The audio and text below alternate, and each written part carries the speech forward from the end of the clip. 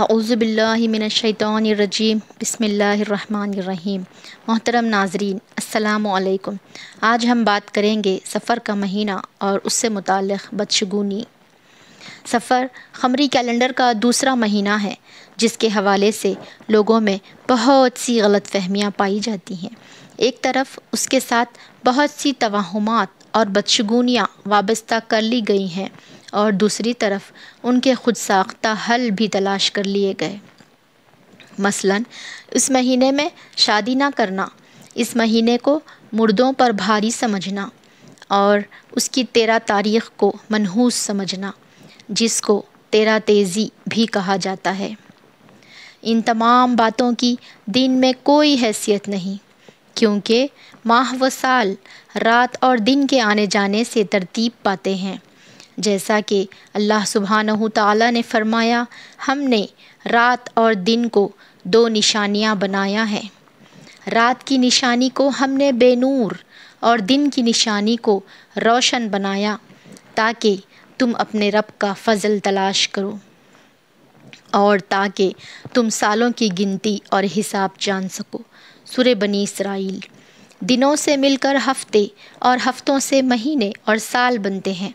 یہی ماہ و سال زمانہ ہے جس کو برا کہنے سے حدیث قدسی میں روکا گیا ہے۔ رسول اللہ صلی اللہ علیہ وسلم نے فرمایا کہ اللہ عز و جل فرماتے ہیں، ابن آدم زمانے کو گالی دے کر مجھے اذیت دیتا ہے، حالانکہ زمانہ میں ہوں، میرے ہاتھ میں ہر کام ہے، میں رات اور دن کو الٹ پلٹ کرتا ہوں۔ صحیح بخاری۔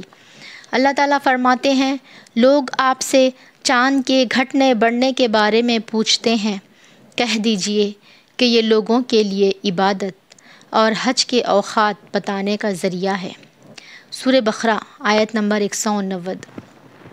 قمری کیلنڈر حقیقت میں ایک عالمی کیلنڈر ہے۔ اس کے ذریعے اللہ تعالیٰ نے ہر انسان کے لیے یہ اہتمام کر دیا ہے کہ وہ آسانی سے تاریخوں کا تعین کر سکے۔ چاند اللہ کے مقرر کردہ ضابطے کا پابند ہے، اس لیے اس کے گھٹنے بڑھنے سے نہ تو کسی کی قسمت پر اثر پڑتا ہے اور نہ ہی کسی خاص مہینے کا چاند نظر آنے سے کسی نحوست کی ابتدا ہوتی ہے اور نہ کسی خوش قسمتی کا آغاز ہوتا ہے، کیونکہ انسان کی خوش قسمتی اور بدقسمتی کا انحصار سورج، چاند، ستاروں کی گردش پر نہیں بلکہ انسان کے اپنے عمل پر ہے۔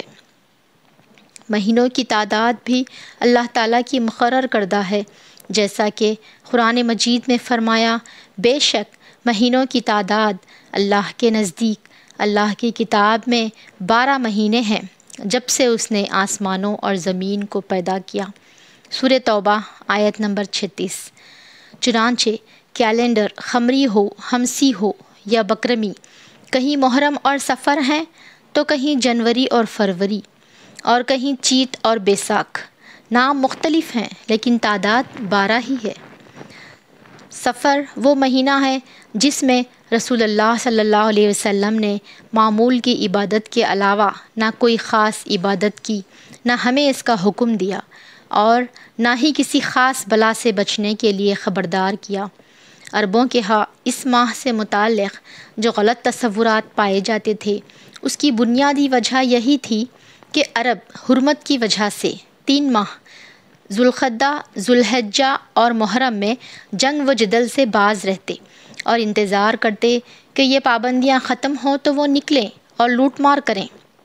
لہٰذا سفر شروع ہوتے ہی وہ لوٹ مار، رہزنی اور جنگ و جدل کے ارادے سے جب گھروں سے نکلتے تو ان کے گھر خالی رہ جاتے۔ یوں عربی میں یہ محاورہ سفر المکان یعنی گھر کا خالی ہونا معروف ہو گیا۔ عربوں نے جب دیکھا کہ اس مہینے میں لوگ قتل ہوتے ہیں اور گھر برباد یا خالی ہو جاتے ہیں تو انہوں نے اس سے یہ شگون لیا کہ یہ مہینہ ہمارے لیے منحوس ہے، اور گھروں کی بربادی اور ویرانی کی اصل وجہ پر غور نہ کیا، نہ ہی اپنے عمل کی خرابی کا احساس کیا، نہ لڑائی جھگڑے اور جنگ و جدل سے خود کو باز رکھا، بلکہ اس مہینے کو ہی منحوس ٹھہرا دیا۔ جبکہ نحوست کے بارے میں قرآن مجید میں ارشاد ہے، اور ہر انسان کا شگون ہم نے اس کے گلے میں لٹکا رکھا ہے، اور قیامت کے روز ہم ایک کتاب اس کے لیے نکالیں گے جسے وہ کھلا ہوا پائے گا۔ پڑھ اپنا نامہ اعمال، آج اپنا حساب لگانے کے لیے تو خود ہی کافی ہے۔ سورہ بنی اسرائیل آیت نمبر 13-14۔ یہ آیت واضح کرتی ہے کہ انسان کی نحوست کا تعلق اس کے اپنے عمل سے ہے، جبکہ انسان عموماً یہ سمجھتا ہے کہ نحوست کہیں باہر سے آتی ہے، چنانچہ وہ کبھی کسی انسان کو، کبھی کسی جانور کو، کبھی کسی عدد کو اور کبھی کسی مہینے کو منحوس قرار دینے لگتا ہے۔ اسلام میں کوئی دن، جگہ یا انسان منحوس نہیں، بلکہ وہ انسان کا اپنا طرز عمل، رویہ، اخلاق اور طریقہ ہوتا ہے جو اس کے لیے مختلف آزمائشوں کا سبب بن جاتا ہے۔ ارشاد باری تعالیٰ ہے، کوئی بھلائی جو تمہیں پہنچے تو وہ اللہ کی طرف سے ہے، اور کوئی برائی جو تمہیں پہنچے تو وہ تمہارے نفس کی طرف سے ہے۔ سورہ نساء آیت نمبر 79۔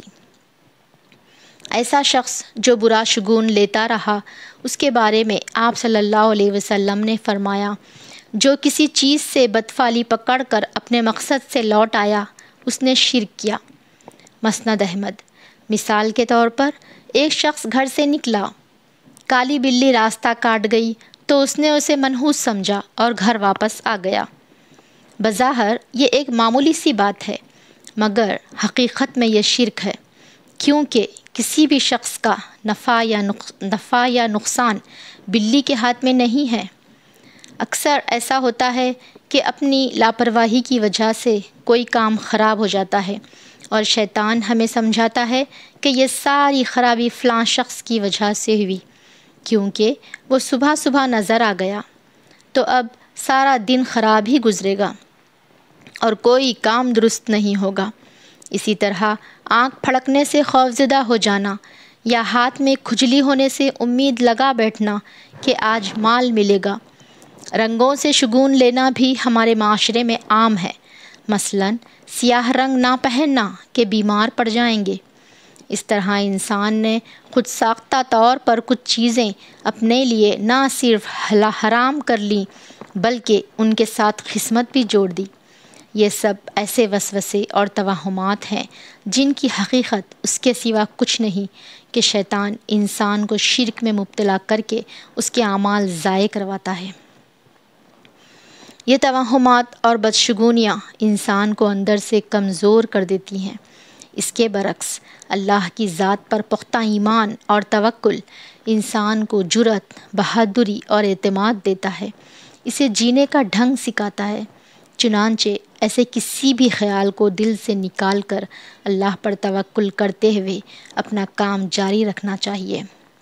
حضرت عبداللہ ابن مسعود رضی اللہ عنہ سے روایت ہے کہ رسول اللہ صلی اللہ علیہ وسلم نے فرمایا، بدشگونی شرک ہے، بدشگونی شرک ہے، 3 بار کہا، اور ہم میں سے کوئی ایسا نہیں، اسے وہم ہو جاتا ہے، لیکن اللہ تعالیٰ توکل کی وجہ سے اسے دور کر دیتا ہے۔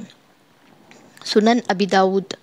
کسی چھوٹی سی تکلیف یا طبیعت کی خرابی پر دوسروں کو مورد الزام ٹھہرانا اور لوگوں کے ساتھ باہمی تعلقات خراب ہونے پر اپنی غلطی اور کوتاہی کا جائزہ لینے کے بجائے یہ خیال کرنا کہ ضرور کسی نے جادو کر دیا ہے، یا اس قسم کے دیگر توہمات رکھنا جو پیار و محبت کے رشتوں کو ختم کر دیتے ہیں، جس کی وجہ سے انسان کی توجہ اپنے عمل کی درستی اور اصلاح سے ہٹ جاتی ہے، نتیجتاً انسان تنہا رہ جاتا ہے اور نفسیاتی مریض بن جاتا ہے۔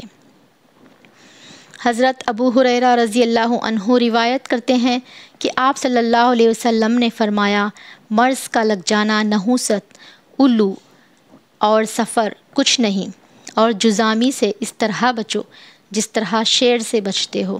صحیح بخاری۔ عمومی مشاہدہ بھی یہی ہے کہ کسی کو بیماری لگتی ہے اور کسی کو نہیں لگتی۔ اگر اصل سبب کوئی انسان یا چیز ہوتی تو پھر سب کو بیماری لگنی چاہیے تھی۔ حقیقت یہی ہے کہ جب تک اللہ کا اذن نہ ہو، کوئی شخص نفع یا نقصان پہنچا سکتا ہے، نہ ہی کوئی جراثیم یا وبا۔ پہلے مریض کو بیماری جہاں سے آئی تھی یعنی اللہ کے اذن سے باقی لوگوں کو بھی وہیں سے آئے گی۔ البتہ انسان احتیاط کا دامن نہ چھوڑے، کیونکہ تدبیر اختیار کرنے کا حکم بھی اللہ ہی نے دیا ہے۔ البتہ بھروسہ اور توکل صرف اللہ کی ذات پر ہو۔ حضرت ابو ہریرہ رضی اللہ عنہ روایت کرتے ہیں کہ حضرت زید بن خالد رضی اللہ عنہ سے روایت ہے کہ آپ صلی اللہ علیہ وسلم نے ہمیں حدیبیہ میں صبح کی نماز پڑھائی۔ یہ واقعہ بارش کے بعد کا ہے جو رات کو ہوئی تھی۔ جب آپ صلی اللہ علیہ وسلم نماز سے فارغ ہوئے تو لوگوں کی طرف متوجہ ہوئے اور فرمایا، کیا تم جانتے ہو تمہارے رب نے کیا کہا ہے؟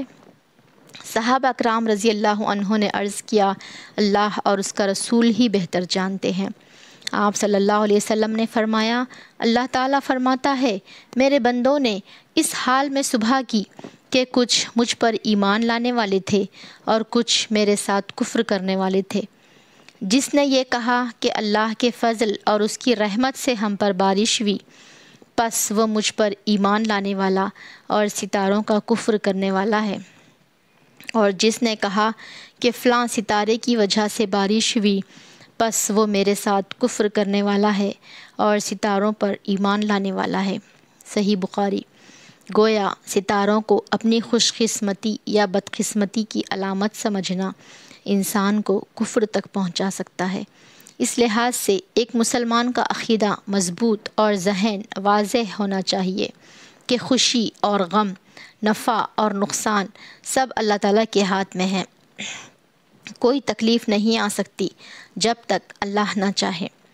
قرآن مجید میں اللہ تعالیٰ فرماتے ہیں، کہہ دیجئے کہ ہمیں ہرگز کوئی بھلائی یا برائی نہیں پہنچتی مگر وہ جو اللہ نے ہمارے لیے لکھ دی، وہی ہمارا مولا ہے، اور ایمان والوں کو اللہ پر توکل کرنا چاہیے۔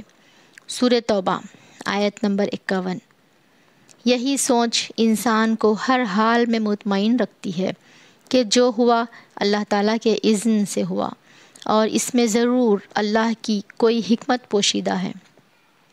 اس طرح عقیدہ توحید مزید پختہ ہوتا ہے اور انسان جان لیتا ہے کہ اصل پناہ دینے والی ذات صرف اور صرف اللہ کی ہے۔ اس طرح وہ شرک جیسے کبیرہ گناہ سے بچا رہتا ہے۔ اسی پر کاربند رہنے کے لیے ہمیں یہ دعا سکھائی گئی جو فرض نماز کے بعد پڑھنا مسنون ہے۔ اللہم لا مانع لما اعطیت ولا معطی لما منعت ولا ینفع ذا الجد منک الجد۔ صحیح مسلم۔ ترجمہ، اے اللہ، کوئی روک نہیں سکتا جو آپ عطا کریں، اور کوئی دے نہیں سکتا جس کو آپ روکنا چاہیں، اور آپ کے عذاب کے مقابلے میں کسی دولت مند کو اس کی دولت فائدہ نہیں دے سکتی۔